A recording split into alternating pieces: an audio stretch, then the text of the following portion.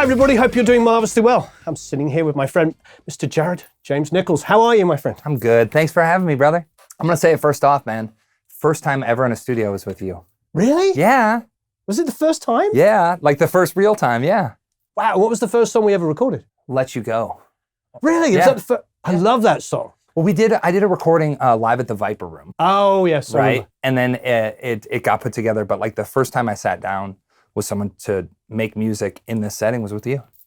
And we worked on that song on the porch out there. We worked on a ton of songs on the porch, man. Yeah. You'd be like, oh, check out this. And I'd be like, how about this? And I was like, okay, cool, let's do that. Put them together. Oh, so much fun. Yeah, man. And now, like a gazillion years later, you're off traveling the world, and every time I look at your Instagram, you're somewhere hanging out with somebody amazing and making great music. Trying, man, just having fun. Just lucky to keep playing music, right? I want to launch into this because you have some signature guitars, and we're not sponsored by anybody, by the way. This is just, I wanted to talk about this, and thanks for giving me this. Absolutely. I did get it for free. This was a free guitar, yes. Of course, man, this is Gold Glory. This is my second Les Paul that I did with Epiphone. The original was actually traces of when we recorded. You remember my black Les Paul custom? Yeah. The idea was an We need to offspring talk of that. about that story at some point. Absolutely. Yeah. We had an offshoot. It was a black version, single pickup, and that became from those days of, you remember, the single pickup with Joe Perry and all that stuff. So we had the black one. That came out in 2019, and it was awesome. People really dug it. I was very surprised. And then just in April of this year, we did Gold Glory, all gold version, with a snarling Seymour Duncan P90, wrap tail bridge, a volume, a tone knob, mahogany, big fat neck, ebony fretboard. I've said the specs once or twice. We got some Grovers, and yeah, it's just a really simple, clean machine. Whatever you put in it, it'll put it out.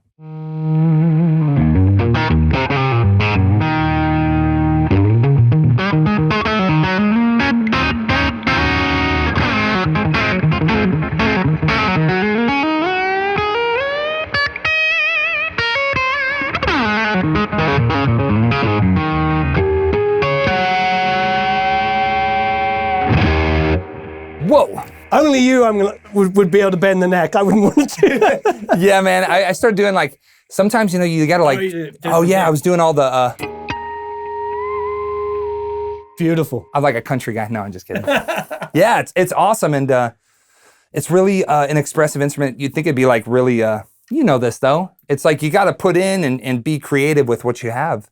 It's so simple that it like demands you to do different stuff. Graham, I'm glad you're still with Seymour Duncan, because about 10 years ago, I remember you just started working with them. Yeah, man, they've been so good to me. Whenever I had a guitar that like, you know, I'd get like a used Les Paul or whatever, it would probably have like, you know, whatever pickups in it. They'd say, what do you want? So they were always great to me and consistent, and I love their P90. Yeah, for me being a Jeff Beck fan, of course, it was always the JB, and the Jazz was the ultimate collection. Of course, yeah, classic. I'd like to talk a little bit about your technique. Because you're one of the few people that play with your fingers, number one. I mean, obviously there's famous people, Mark Knopfler, and of course, Jeff Beck. I think most people wouldn't even know that you play with your fingers. The amount of attack you get from your right hand. Yeah, it's really weird, man. It's so I'm a lefty. So when I first picked up a guitar, I wanted to be a left-handed guitar player. My first teacher was like, no. He's like, I'm not gonna try and teach you a lefty. And he goes, plus, if you are lefty, you're gonna have to get like a special guitar. You're gonna have your guitar with you at all times.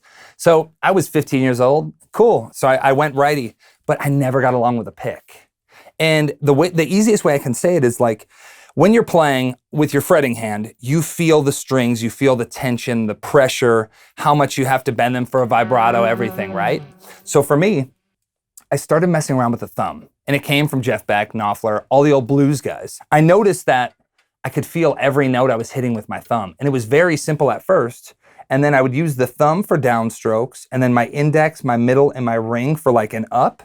And I just started kind of understanding that where you hit on the string can give it a different timbre. Is that the right word? Yep. And especially with an electric guitar, it's just so expressive. So like I could be on the E string way back here, and I could start to play things. I could snap up on the strings to hit them against the frets. There was just all these different things I could start to figure out. And then coming on with the index finger, I could bring that as an upstroke. So it'd go from the E I would use my middle as an up, my ring, and then I realized that, that's cool. Different parts of my my finger would give a different tone. Like Jeff Beck, when you hear him play a lead, he could play like.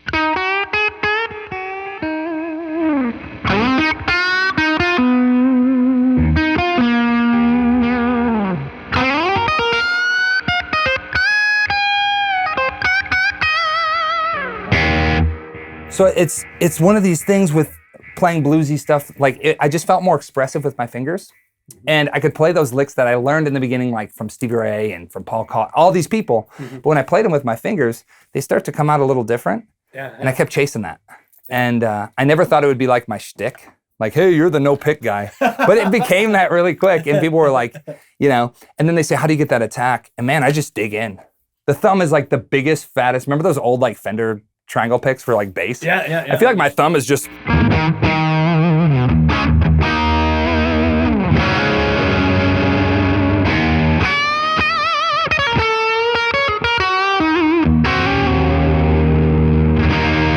And you get to use your hair for dampening. Yeah, the hair is like the old rubber dampener. I just put it down. That's awesome. When I first worked with you, I was like, I wonder what it's going to be like when he plays chords because of the thumb. And you just don't have that problem. You still get the attack on the chords. Yeah, the only thing that I still is like a really weird thing, like especially when you're tracking something, right? Like I'll notice sometimes you need that like the edge of a pick. Right. And I'd be the first to say it, like rock and roll, if there's a part that like, especially in the studio to make it punch, I just feel like I'm an animal on the guitar sometimes. And it's like, I'll just make it work, you know? What gauge strings are you using? On this guitar, I feel like these are the stock ones, right? So this is probably like a 10 to 46. And I usually use like a 10 to 49 or a 52. Yeah. I use the DR strings. They're called Veritas. They're sick because, you know, like coated strings, how they have a different feel. These ones, like they coat the inside and then put the old school wrap on them. So they feel like an old string, but they have that coated core. And it's interesting. It's cool because I can bend them like just. I think these are the standard ones, but I can just bend, and a lot of people go, dude, how do you keep your guitar in tune? And those strings, I feel like they're really great. So I'm very simple on the strings, medium setup, nothing crazy. Whatever guitar I pick up, like I feel like I like to be inspired by it and play different. Sure. You know, a lot of people have it where they're like, man, I play this, I need these pedals, I need this sound to get it. And more power to you, but for me, sometimes it's cool to pick something up that's like, could be kind of funky, and you're like, the action's too high up here, it's fretting out, but like it gives you a different vibe. I love that you're talking about that because I've been having a lot of these conversations with guitar players. It's like the way a guitar plays, the pickups, you know, anything about it, bolt-on, glued neck or whatever, makes you play differently. Yeah. There's like, we all love science. We like to be able to compare things and stuff like that. You know, I'm going to play a G chord on all these 5 guitars. And yeah, of course. But the thing is, when you've got an instrument, if it's got really dark sounding pickups, you're going to play a different part. Yeah, and I think that that's the beauty of all this. A lot of people, like, you know, like I know that we share the common love of like old Les Paul rock and roll. And it's like, a lot of people be like, oh, it's all the same. It's like, no, it's not the same. Like even the guitars. Not in those days it wasn't. It's starting to become, you know. It's starting to, but like even the guitars were so unique that each one had its own vibe. Every player, even though, you know, that's the whole cool thing about that genre, for me is like everyone had their own voice. And I think that you're right. Even I can plug into a pedal or something that I've never heard of. And instead of looking at it going, oh no, this is going to be horrible. It's like, okay, like what sound is this going to give us, you know? Those shootout videos always crack me up, man. Because they're like, they're all on the same power. It's the same this and it's the same that. And at the end of the day, I'm curious. I don't understand really the point of everything trying to sound the same or the consistency. Because that's my favorite part about music is all the bumps and bruises alongside of like a passionate performance. Well, I think that's playing with your fingers has probably really helped you differentiate yourself. Because I think ever since Gary Moore, everybody discovered like a Boss DS1 going into a Marshall with a pick, and it's an amazing sound. Right. Without mentioning any names, a friend of mine was playing bass on a big famous tour with lots of guitar players, and I asked him what it was like, and he's like, I'm listening to like 5 guys all play the same 5 riffs with almost the same tone. Yeah. So it's a huge advantage playing with your hands. Well, I feel like that, and I feel like I'm really connected to the instrument in my own way. And a lot of things that I notice nowadays are when people play, we're always trying to be perfect, and it's what we see online, and it's like this, like I gotta have the most perfect technique, and it's like, to me, it was, and I truly mean that, and it's not like a lazy way out, and it was never about that competitive side. It was like just trying to get that emotional thing, where you play a part and you're like, whether it's 2 notes or 20, it's like, oh man, that made the hair stand up. And it's like, that was so awesome. So that to me is the part that I try and strive for. Because man, I used to go online and there'd be like an 8-year-old kid shredding. And I was like, he just played more notes than I'll ever play. And that's amazing. But I just try now to just focus on getting my own expression out of the instrument. So I did allude to it. Tell us the story of the Les Paul. I tell people privately, I've never done it on camera. Yeah. Because it's a crazy story. It's a crazy story of this guitar. So here's the thing. I was at Guitar Center on Hollywood. Broke as a joke. This would have been in 2013. And I was in the vintage room. This was back when they had the big wall, just the straight wall. And I was looking for a Les Paul, anything that I could get my hands on. And of course, probably like a lot of people watching this show, I was like the first rack guy. Because as the wall went up, they got more expensive. So I was like, what's on the bottom rack? And I found this guitar and it said 1968 Les Paul Custom. And I was like, wow, that's really cool. I pick it up and it was marked at $1,999. And I picked it up and I could tell right away, the guitar wasn't even set up, but I just hit a note and it was resonant and it felt right. And I remember the guy said to me, yeah, we don't know about this guitar. It's got some swap parts. It's a little shady. We don't know what's going on with it. And I just connected with it right away. And I remember this is the guitar that we used for all the recordings. Mm-hmm. It turns out the lore of it, I took it to some friends.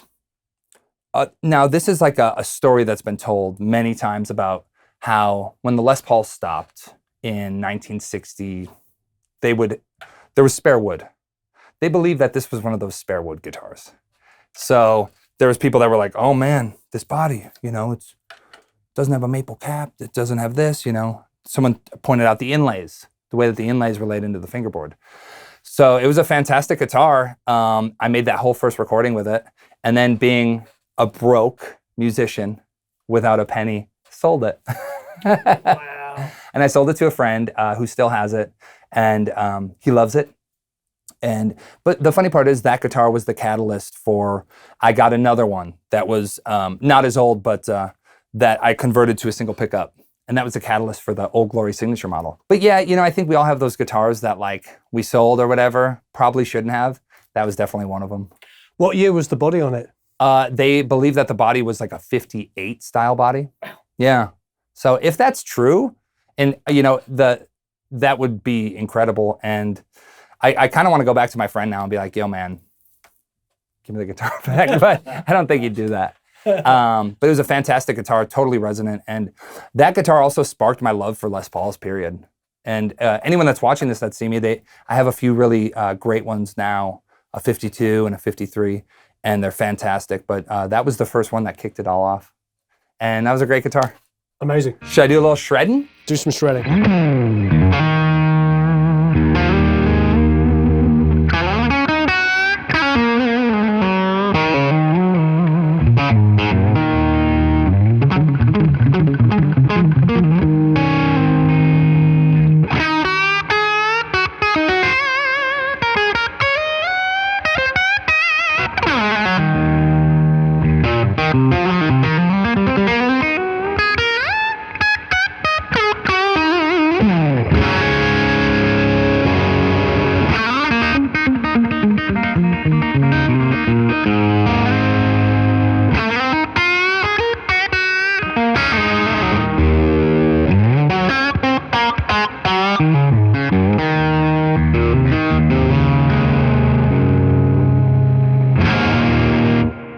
Whoa.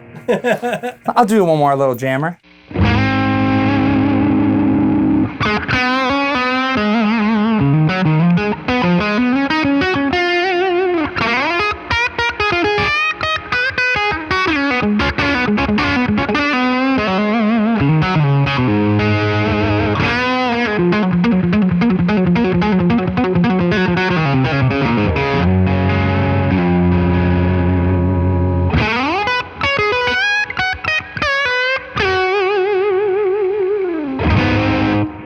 Cool. Amazing. Yeah, I love this guitar. Yeah, this is an awesome guitar, and what's cool about it too, I feel like, is everything you plug into. You know, a lot of people are like, oh, switch guitars, switch this. It's really simple. So it has its own voice, and it kind of shines through different on every amp. With your technique being so unique, do you find that, frankly, within a sort of certain range of guitars, you sound like you all the time? Yeah, I feel like I could really pick up, especially like when it comes to like, if it has a P90 or especially humbuckers, like you go from like an SG to a Flying V to whatever, even on like Fendery stuff, I can get the same kind of vibe through everything I play. So I always remember Van Halen saying that. He's like, I always sound like me no matter what guitar.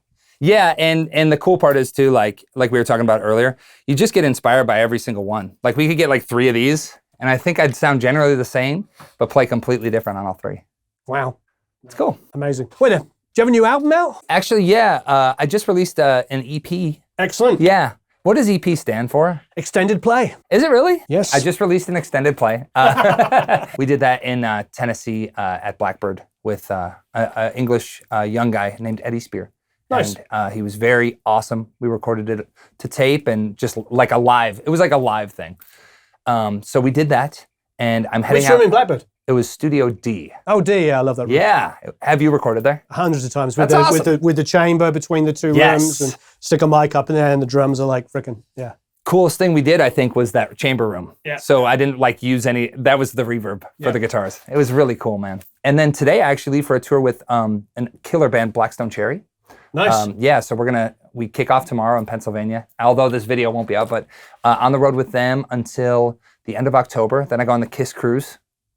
Oh, wow. I'll be cruising, shredding. Who else is playing the Kiss cruise? Chris, presumably. Kiss. Yeah. I think like Night Ranger, Queensryche. It's going to be an interesting bill. So you're like the blues rock guy. Yeah. I feel like I've kind of drifted into that category on a lot of this stuff. The cruise was supposed to happen last year. Obviously it didn't. And here we are now over Halloween going out. It's going to be interesting, man.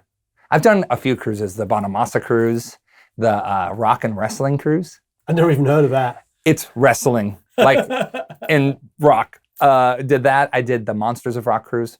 Hey, they're fun. Yeah. But it's like, this one is going to be the longest one. It's 6 days. I might jump off the side. No, but we have that going on, and yeah, man. Kiss cruise, you should wear makeup. It's over Halloween. Maybe I'll go as I'll dye my hair black and just makeup up. That'd be funny. Go as Ace. Yeah, I'll go as Ace. Yeah, man. But everything else is good, and congrats to you on all this. This is amazing, man. Well, thank you for coming down. Yeah, it's been of course. Amazing. Can you play us out? Yeah, absolutely. Thanks, everybody. Jared's going to play us out.